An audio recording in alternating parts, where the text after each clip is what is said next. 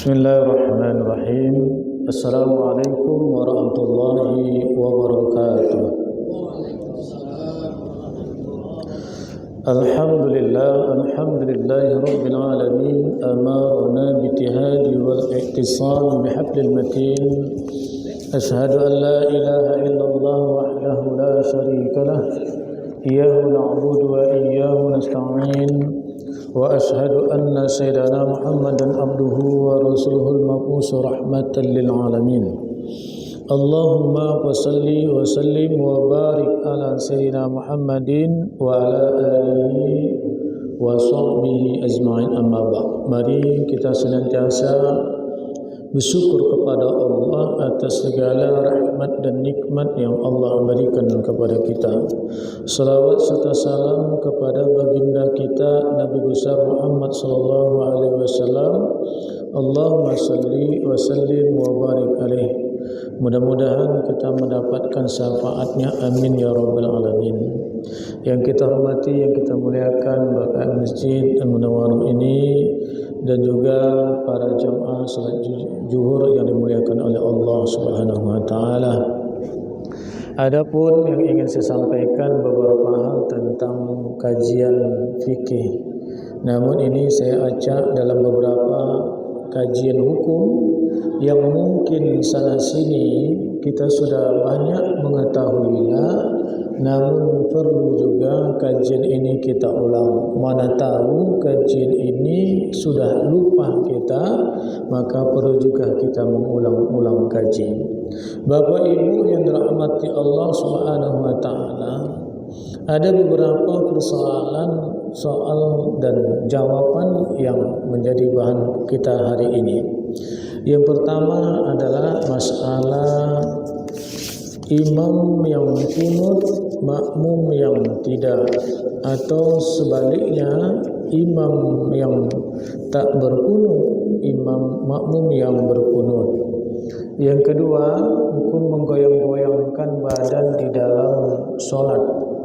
Yang ketiga, menggoyangkan kepala dan badan ketika kita bertahlil. Yang keempat, salat jenazah yang tidak diketahui kelaminnya. Yang kelima, hukum membuka tirai pembatas syaf dalam salat jenazah. Ada beberapa hukum juga, sujud pemain sepak bola, dan hukum membuka lembar Al-Quran dengan air ludah. Hukum meletakkan kacamata di atas mushaf Al-Quran. Ini banyak juga yang terjadi. Apakah hukumnya?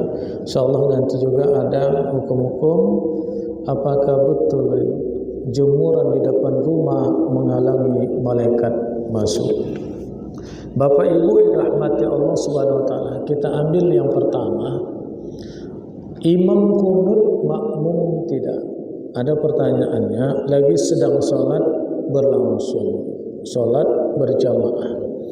Imam membaca kunut, ada makmum yang tidak kunut imam. Dia diam saja di belakang. Bagaimanakah hukumnya? Maka berdasarkan hadis Rasulullah, innama ju'ilal imam liyu'tammu bih. Sesungguhnya dijadikan imam supaya diikuti oleh makmum. Dijadikan imam supaya diikuti oleh makmum. Dari sejak takbiratul ihram sampai salam kita mengikuti imam. Namun perkara kunut, apakah menjadi persoalan mengikuti imam atau tidak? Adapun dalam kunut, seseorang makmum jika berbeda dengan imam dalam hal ini tidak dapat dikatakan membatalkan sholat. Jadi kalau imam berkunut, makmum tidak, itu tidak membatalkan sholat. Imam tak berkunut, makmum berkunut, itu juga tidak membatalkan sholat. Kalau imam kunut, makmum tak berkunut, ada jenjang waktu. Yang menjadi pertanyaan kita, kalau imam tak berkunut, makmum berkunut, bagaimana jenjang waktunya? Langsung Ini ada beberapa hal yang ingin saya sampaikan. Maka dalam hal ini tidak menyalahi hukum. Dan sedangkan kita mengikuti imam, kalaulah sebaiknya kita tahu bahwasanya masjid itu adalah masjid yang tak berkunut, maka hendaklah kita mengikuti masjid tersebut. Khawatir kita menjadi fitnah untuk melaksanakan ibadah sholat.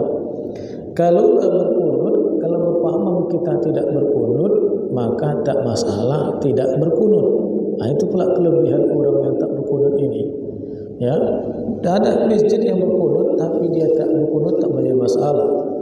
Kalau ada masjid yang tak berkunut, kita berkunut, khawatir akan tinggal dua rukun fi'li perbuatan yang kita sengajakan membuat batalnya ibadah sholat tersebut. Tetapi kalau kita ingin berkunut, imam tak berkunut, tapi kita dapat jangkauan tidak meninggalkan dua rukun secara berjamaah, maka bolehlah kita berkunut. Maka Bapak Ibu yang rahmati Allah Subhanahu wa taala, menjadi permasalahan kunut ini tak menjadi permasalahan. Mau kunut maupun tidak tak menjadi masalah. Yang kedua, pertanyaannya, hukum menggoyang-goyangkan badan dalam sholat. Kadang begini dia. Ada tak begini sholat? Ada tak? Ada tak? Apa hukum orang yang sholat badannya bergoyang-goyang, menyondongkan badan ke kanan dan ke kiri dalam sholat? Hukumnya makruh. Hukumnya makruh kerana menyerupai orang Yahudi. Namun jika goyangnya banyak, maka batal sholatnya. Karena itu dia kerjaannya. Tapi kalau bukan memang penyakit dia kadang tergoyang ini, tak masalah. Tapi kalau begini kerja dia. Ada enggak orang salat begini? Mana tahu kan? Ternyata itu membuat batal dalam ibadah salat. Syekh Muhammad Amin Al-Qurdi menjelaskan dalam kitabnya Tanwirul Qulub, faslun fi makruhati shalah ila an qala wa tizarun wa huwa tamayul yumnatan wa yusratan wa lam yaqsur wa illa batalat. Bahwasanya menerangkan makruh-makruhnya salat, dan salah satu dari makruhnya salat adalah ihtizaz, yaitu menggoyang-goyang ke kanan dan ke kiri selagi goyangannya tidak banyak. Jika banyak maka salatnya batal. Nah, yang ketiga, Bapak Ibu yang rahmati Allah Subhanahu wa taala, hukum menggoyangkan kepala dan badan ketika bertahlil. La ilaha illallah, la ilaha illallah, la ilaha illallah. Ternyata ulama-ulama mengkaji hal ini.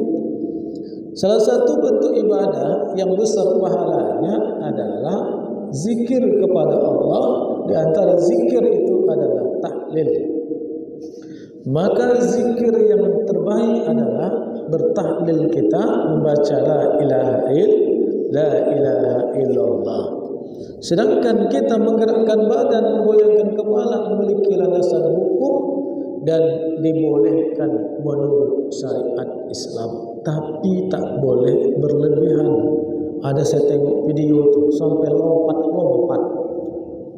Sampai lompat-lompat, orang samping pun terbang di badan. La ilaha illallah. Tapi menggoyangkan la ilaha illallah, la ilaha illallah, la ilaha illallah. Tapi hati-hati jangan sampai salah baca. Kadang la ilaha illallah bisa jadi la ilaha illallah. Masuk kapnya la ilaha illallah, la ilaha illallah. Ada enggak kita sering dengar itu, Pak? La ilaha illallah, la ilaha illallah. Padahal bukan la, tapi la ilaha illallah. Maka itu harus kita jangan sempat salah membacanya. Nah, ternyata seperti itu menggoyangkan kepala kita itu diperbolehkan secara syariat, menjadikan ibadah kita lebih khusyuk lagi. Bapak Ibu yang rahmati Allah Subhanahu wa taala, apalagi hukum yang ingin saya sampaikan, Bapak Ibu yang rahmati Allah, salat jenazah yang tidak diketahui kelaminnya. Jadi kita bisa jadi salat jenazah ketinggalan dan kita tidak tahu kalau itu laki-laki atau perempuan. Apa niatnya? Ada beberapa macam. Contoh, usallil fardhu ala man shalla alaihi imam mustaqbilal qiblati ma'muman lillahi ta'ala. Aku salat fardu untuk salat ini mengikut imam mengarah kiblat dan aku menjadi makmum karena Allah. Atau usallil fardhu hala man hadara min amwatil muslimin. Atau juga usolli ala man shalla alaihi al-imam arba'a takbiratin fardhan lillahi ta'ala. Jadi ini beberapa macam kalau kita tidak tahu kelamin yang kita salati. Bisa jadi kita terlambat, bisa jadi kita tak bertanya kepada orang sebelah kita, Pak, ini laki-laki atau perempuan? Sejadi tak bertanya kita laki-laki perempuan. Tapi kalau kita secara berjamaah dari awal kita ikuti sholat itu, pasti kita tahu kalau Bilal mengucapkan antara laki-laki dan perempuan. Hazihil hadara bisa hazal hadara mayit, ini hadirnya mayat. Maka ini kan tahu hajah laki-laki, haji perempuan. Makmum ketika Bilal mengungkapkan itu, maka kita tahu antara laki-laki perempuan. Kalau tak tahu kita laki-laki perempuan, ini tiga macam ini bisa kita pakaikan untuk niatnya. Bapak Ibu yang rahmati Allah Subhanahu wa taala. Adapun mayat khunsah. Tahu Bapak Ibu khunsah? Khunsah itu bukan bencong. Jangan kita katakan kunsa itu bencong. Kunsa itu dua cabang.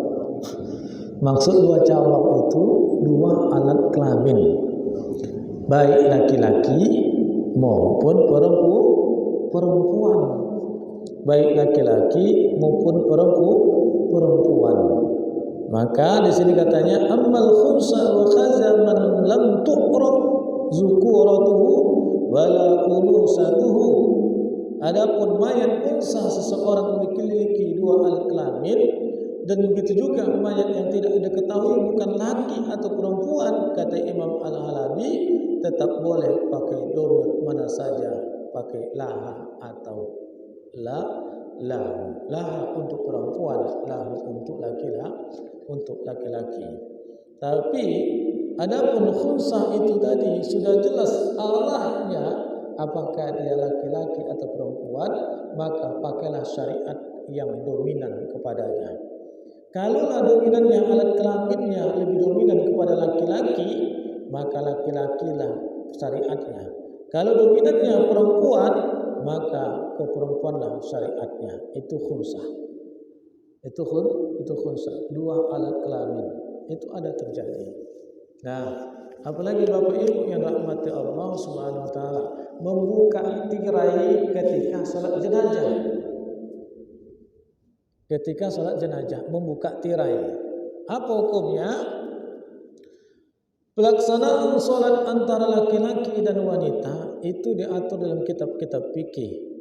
Dalam beberapa hal perbedaan termasuk sutra, pembatas. Maka kalau ketika salat jenazah, sesuaikanlah salat seperti salat wajib yang lainnya. Apa maksudnya? Afdolnya adalah menutup tirai. Afdolnya menutup tirai. Apakah boleh dibuka tirai? Silahkan dibuka tirai pun boleh. Tetapi perlu ada sutra pembatas antara laki-laki dan perempuan. Maka perlu ada pembatas antara laki-laki dan perempuan. Nah, Apalagi sujud pemain bola. Usai pertandingan dan kemenangan diraih, terlihat pemain bola itu sujud syukur, tanda bersyukur atas kemenangannya. Apakah sujud syukur boleh tidak menutup aurat?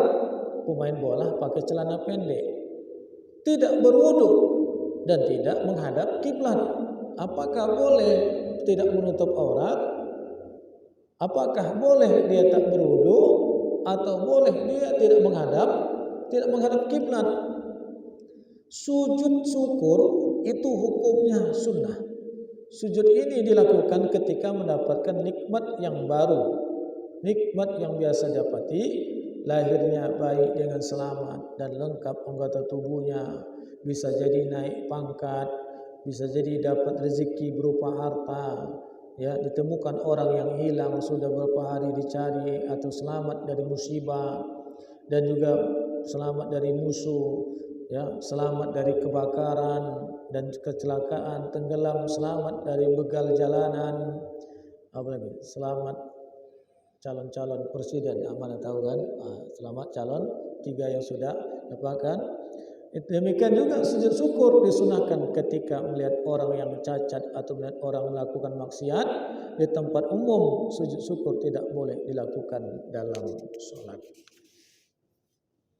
Sujud syukur tidak boleh dilakukan dalam solat. Dalil syariatkan sujud syukur adalah hadis berikut. Annahu sallallahu alaihi wasallam kana iza za'ahu amrun yasurruhu kharran sajidan. Bahwasanya Nabi SAW apabila mendapat perkara yang mengembirakan, beliau segera tunduk bersujud bersyukur kepada Allah. Termasuk juga sujudnya pemain bola yang meraih kemenangan. Sujud jemaah umroh sesudah turun dari pesawat adalah cakupan dari sujud syukur. Jadi, cakupan dari sujud syukur. Ulama berpendapat tentang tata cara sujud syukur. Apakah sama dengan sujud sholat, lengkap dengan persyaratan dan rukun-rukun dalam sholat? Ada berapa? Pertama, pendapat yang mengatakan sujud syukur sama seperti sujud sholat, dan sujud tilawah harus terdapat dalam sholat dan rukun sholat. Yang kedua, pendapat yang mengatakan tidak seperti sujud sholat yang lengkap dengan syarat dan rukun sholat, jadi boleh saja sujud syukur tanpa wudu, tanpa tahu menghadap kiblat, dan tidak menutup aurat secara sempurna. Jadi ada dua macam. Jadi apakah boleh pemain bola tadi? Maka boleh mereka sujud syukur. Boleh mereka sujud syukur. Pertanyaan selanjutnya, hukum membuka lembaran Al-Quran dengan air ludah. Orang tua kita biasakan bukanya pakai ludah. Apa hukumnya? Seorang mukmin yang beriman dianjurkan memuliakan dan mengagungkan Al-Quran. Wa ma yu'azzim sya'airallahi fa innaha min taqwal qulub. Dan barang siapa yang mengagungkan syiar-syiar Allah, maka sesungguhnya itu timbul karena ketakwaan hati. Membuka Al-Quran dengan bantuan air ludah hukumnya haram. Jadi hukumnya haram. Pakai air ludah hukumnya haram. Sebab tidak memuliakan dan mengagungkan Al-Quran meskipun air ludah itu bukan najis, tetapi ludah adalah sesuatu yang menjijikkan. Jadi babnya itu bab mengagungkan Al-Quran. Jadi mana tahu Bapak baca Quran pakai air ludah. Dan pertanyaan selanjutnya yang terakhir, Bapak Ibu yang rahmati Allah, hukum meletakkan kacamata di atas mushaf Al-Quran. Sudah tua, mata kabur, pasti pemakai baca Al-Quran. Di antara cabang-cabang iman, di antaranya mengagungkan Al-Quran. Maka adabnya, mengedepankan adab dalam segala hal itu diperintahkan. Imam Malik pernah berpesan kepada Imam Syafi'i, iz'al ilmaka milhan wa adabaka dakikon. Wahai Syafi'i, jadikan ilmumu bagaikan garam dan jadikan adabmu bagaikan tepung atau makanan. Nah, maka di antara yang cabang meletakkan di dalam Al-Quran, meletakkan di atas Al-Quran seperti kacamata, hukumnya makruh. Karena adab tadi. Bapak Ibu yang dirahmati Allah Subhanahu wa taala, mungkin ini beberapa hal tentang hukum bisa nanti menjadikan pertanyaan bagi kita dalam jangka 10 menit ini ke depan. Kalau diceritakan masalah hukum-hukum yang lainnya masih banyak, karena perlu kita pahami juga hukum-hukum fikih secara muamalah dalam kehidupan kita. Di antaranya akikah anak yang tidak berkelamin. Bagaimana hukum mengakikahkan anak yang tidak berkelamin? Berapa ekor kambing yang diakikahkan? Contoh bayi baru lahir tetapi tidak ada kelaminnya, belum dapat dipastikan lelaki atau perempuan. Maka orang itu untuk melaksanakan akikah adalah wali anak yang bersangkutan, yaitu berkewajiban menafkahi anak tersebut. Maka apa yang diperintahkan oleh Rasulullah? Kami untuk mengakikah anak laki-laki 2 ekor, anak perempuan 1 ekor. Apabila wali mempunyai harta, maka hendaklah dia melaksanakan akikah. Nah, bagaimana kalau pula ini yang tak tahu pula, maka ambillah yang lebih baiknya. Kita hendaklah menganggap itu adalah laki-laki, maka hendaklah kita mengakikahkan 2 ekor. Kalau kita tidak tahu, tak mempunyai kelamin anak tersebut. Nah, ini saja Bapak-bapak, saudara sekalian yang dirahmati Allah Subhanahu wa taala, beberapa tentang hukum fikih yang kita sampaikan, mudah-mudahan bermanfaat. Baik, yang Bapak saudara sekalian ingin bertanya, dipersilahkan untuk bertanya dalam kajian kita. Bisa jadi seperti memakan buah-buahan yang ada di kuburan. Mana tahu kita bawa mayat dalam kuburan, maka ada buah, apakah itu rebutan atau duku, kita ambil, apakah kita boleh kita makan atau tidak? Maka hukumnya boleh kita makan yang ada buah di kubur, karena itu adalah tanah wakaf. Apakah boleh kita mengambil ikan di sawah orang? Maka mengambil ikan di sawah orang, ya lagi mancing kita, tapi di ladang orang, apakah boleh? Maka hukumnya boleh, karena ikan itu bukan ikan peliharaan. Ini secara muamalat. Nah, ini banyak kajian hukum seperti ini, maka kita harus memahami kajian fikih ini.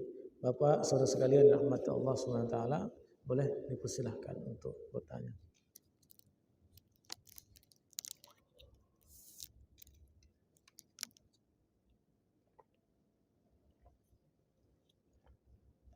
Ada mic-nya Pak?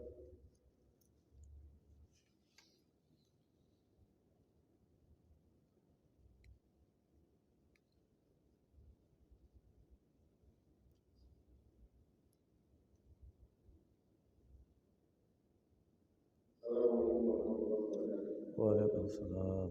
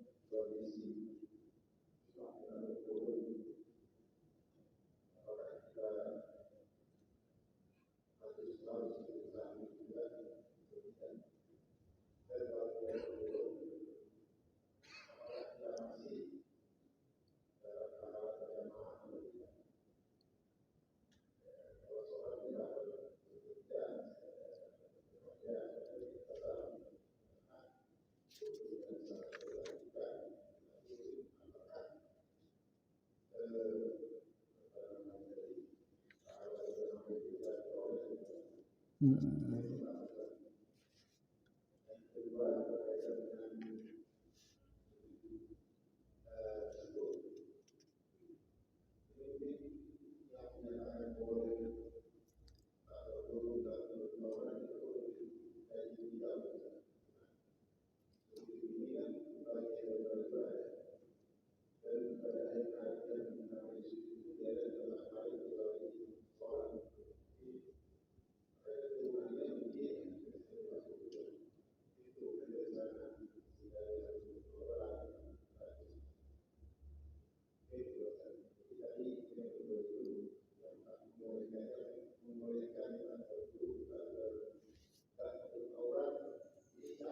Hmm.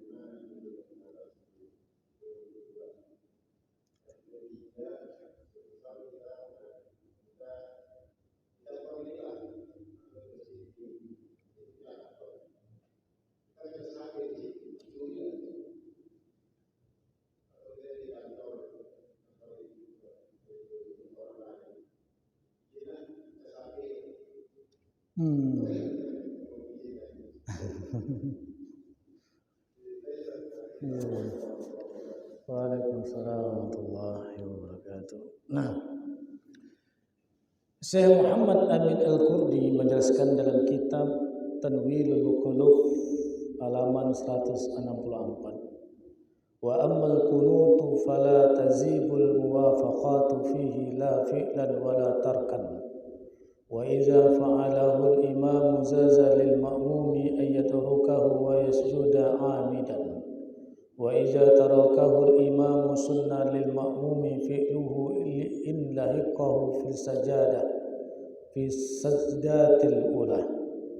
Artinya apa? Adapun kunut maka tidak wajib menyamai imam di atas kunut di saat kunut, baik dalam hal melakukan kunut atau tidak. Apabila imam melakukan kunut maka bagi makmum boleh tidak melakukannya, dan makmum boleh langsung sujud secara sengaja. Dan apabila imam tidak melakukan kunut maka bagi makmum sunnah melakukannya jika makmum dapat menyusul imam pada saat sujud pertama. Maka dengan demikian salat makmum tetap sah.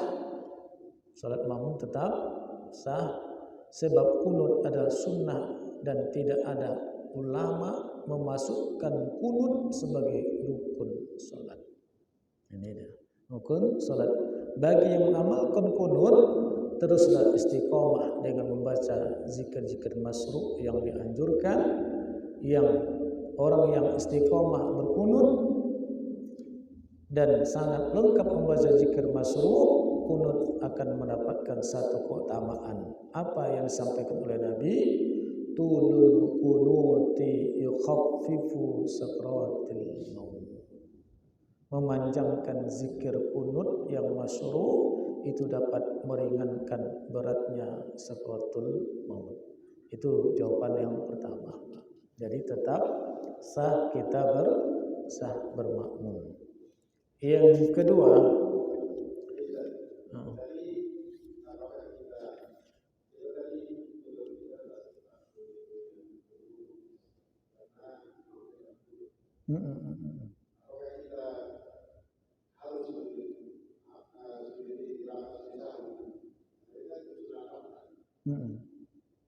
maka ya betul. Nah, kita mengikuti imam. Dikatanya tadi kita mengikuti imam. Walaupun sujud amat tadi di sini sudah dijelaskan oleh Imam Qurdi dalam kitab Tanwirul Qulubnya, imam tak kunut, kita berkunut, tetapi hendaklah dia dapat ikut di waktu sujudnya imam. Maka ingat bahwasanya kunut itu bukanlah rukun salat. Kalau imam tidak sujud sahwi, maka kita juga tidak ikut sujud sahwi. Maka itu kajiannya. Tapi kalau jelas bahwasanya masjid itu kecuali imam tadi lalai atau lupa, itu beda dalam kajian lalai atau lupa. Lalai atau lupa, memang masjid kita ini masjid yang memakai sunat ab'ad. Kalau kajian Imam Hanafi kan beda lagi, sunat ab'ad kepada Imam Syafi'i. Imam Syafi'i. Jadi memposisikan, saya bukan menentukan, tapi kalau masjid kita, contoh masjid ini adalah rutinitasnya berkunut, itu adalah menjadikan salat ab'ad. Kalau dia meninggalkan salat kunut, maka hendaklah sujud sahwi. Tapi ini tadi berbeda dengan pemahaman kita dengan imam yang satu. Contoh kita salat di Masjid Muhammadiyah. Apakah mereka itu berkunut? Tentu mereka tidak berkunut. Kita berkunut. Kalau kita berkunut, dapat nggak bacaan kunut kita itu mengikuti imam pada sujud yang pertama? Apakah dapat? Kalau dapat, silakan. Kalau tidak dapat, ikuti imam, dan itu tidak ada sujud sahwi, dan itu tidak ada sujud sahwi, karena bukan termasuk rukun dalam ibadah sholat. Itu Pak.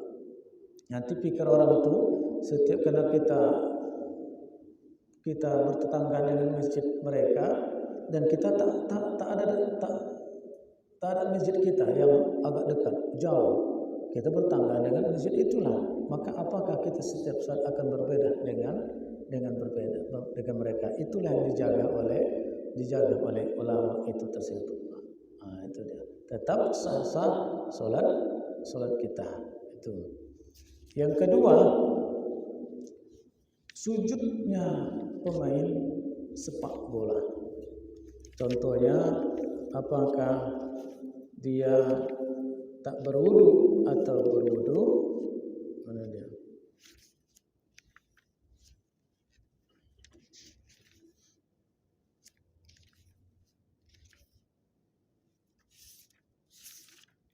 Pemahaman siapa? Hukum siapakah yang tadi?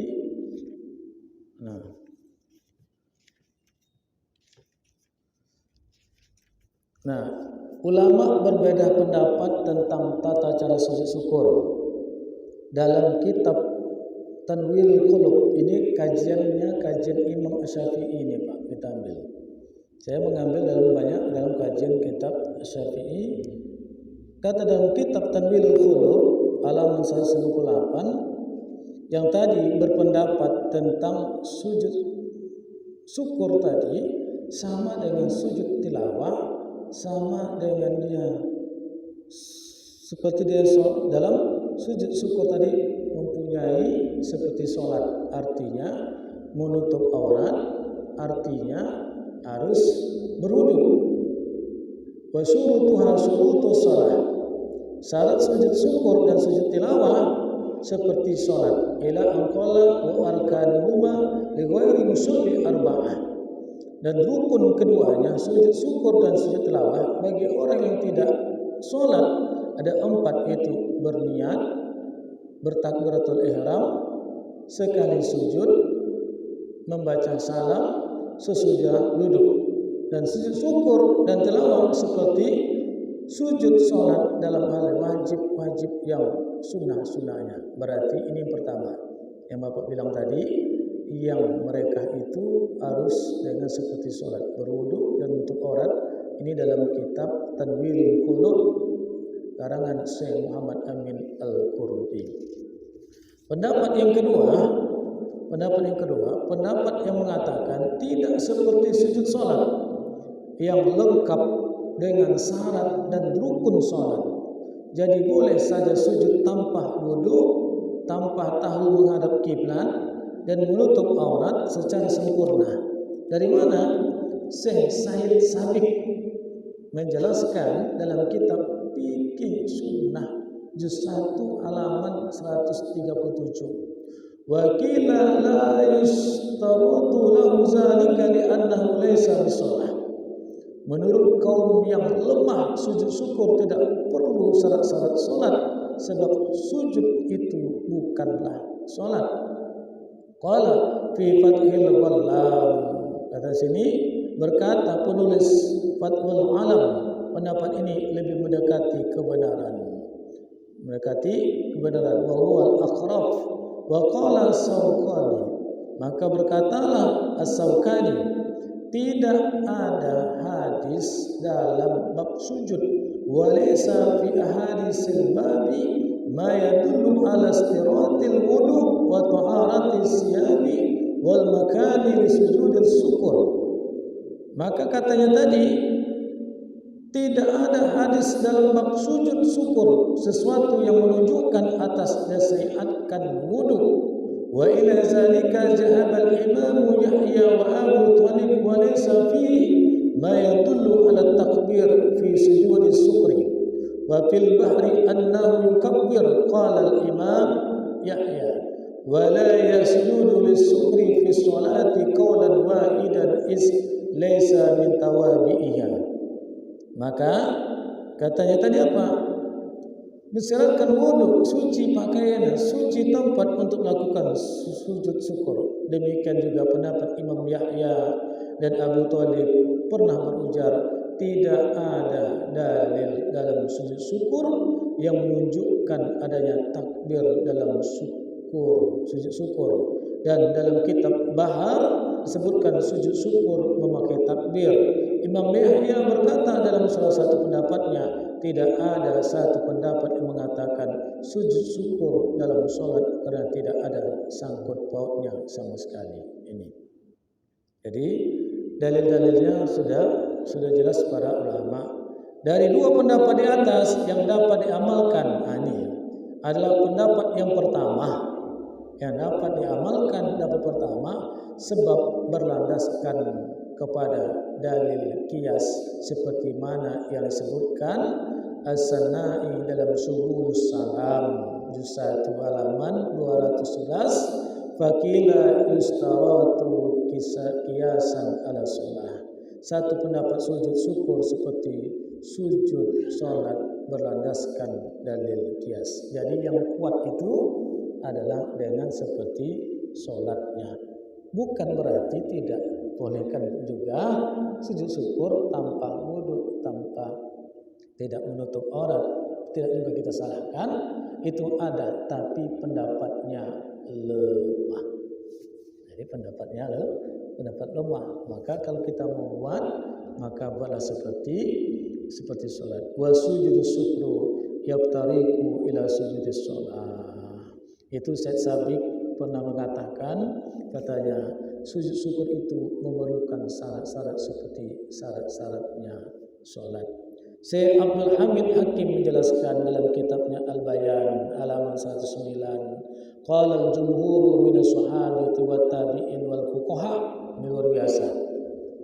Jumhur dari sahabat, tabi'in dan ulama-ulama fikih apa katanya?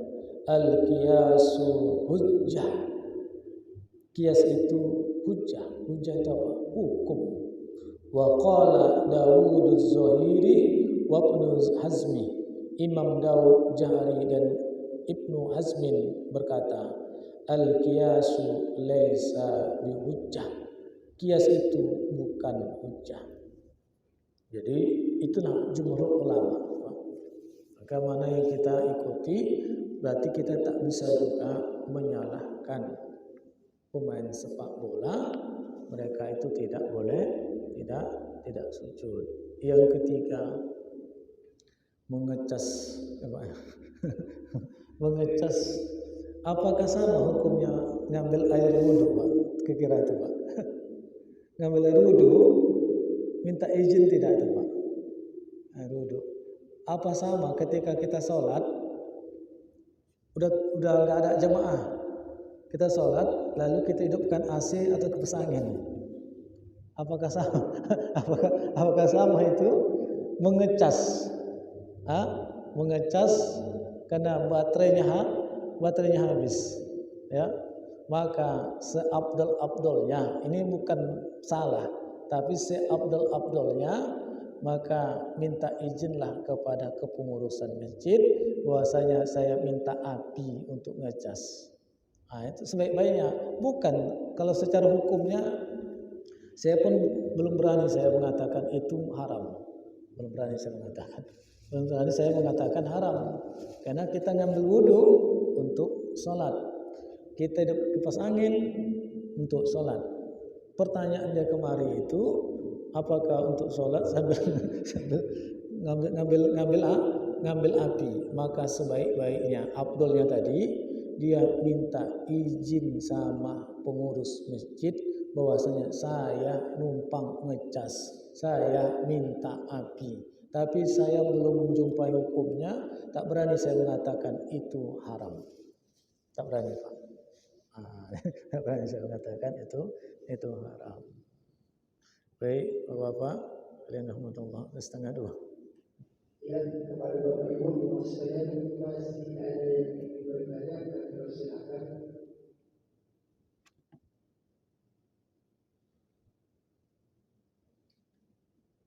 Kayaknya cukup saja.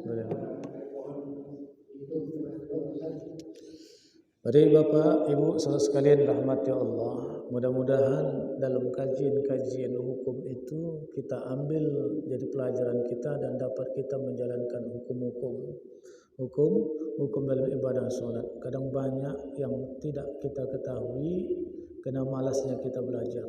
Kemarin pernah saya sampaikan yang wajib yang dalam kajian itu tauhid, fikih dan tasawuf. Itu namanya fardu ain. Kita sebagai umat Islam wajib pelajari itu. Tauhid, fikih sama tasawuf atau akhlak atau adab itu tadi. Itu wajib tuh, 3 itu. Makanya itu perlu kajian-kajian yang kita pelajari. Maka dalam kehidupan kita sehari-hari kalau kita tidak tahu hukumnya dalam ibadah kita membahayakan dalam kehidupan kita. Saya baca dalam kitab Ta'lim Muta'alim. Itu apa katanya? Satu orang ahli fikih. Itu artinya seorang yang ahli fikih maka lebih ditakuti syaitan daripada 1000 ahli ibadah. Nah, alfun abid namanya, 1000 ahli ibadah. Orang yang ahli fikih lebih ditakuti oleh syaitan dibandingkan dengan 1000 ahli ibadah. Ibadah dia tapi tak tahu apa yang ia ibadahkan. Maka di mana dia tahu? Yang dipikir itulah yang dia harus tahu. Kita sembahyang tak tahu kita mana yang membatalkan, mana yang tak membatalkan, mana membuat khusyuk, mana yang khudu, tak tahu kita. Itu maka wajib kajian fikih, namanya fiqhul halun, hukum fikih yang menjadi kebutuhan kita, termasuk dalam ibadah fikih itu menjadi kebutuhan kita. Mudah-mudahan bermanfaat pada siang hari ini. Mari kita berdoa kepada Allah Subhanahu wa taala. Na'udzu billahi minasyaitonir rajim. Bismillahirrahmanirrahim. Alhamdulillahi rabbil alamin wassalatu wassalamu ala asrafil anbiya'i wal mursalin wa ala alihi wa sahbihi ajma'in. Allahumma ahyina bil iman wa amitna bil iman wa hsurna bil iman wa dakhilna al jannata ma'al iman. Allahumma sabbitna bil iman wa akhrisna min ad-dunya wal iman wa khaddim lana min al jinni wal iman. اللهم طول أمورنا واسد أجسادنا ونور قلوبنا وثبت إيماننا واشد أعمالنا وواسع رزقنا وإلى الخير قربنا وعن الشر أبعدنا وعليها وعزنا في الدين والدنيا والآخرة إنك على كل شيء قدير. ربنا آتنا في الدنيا حسنة وفي الآخرة حسنة وقنا عذاب النار. walhamdulillahi rabbil alamin. Taqabbalallahu minkum. Assalamualaikum warahmatullahi wabarakatuh.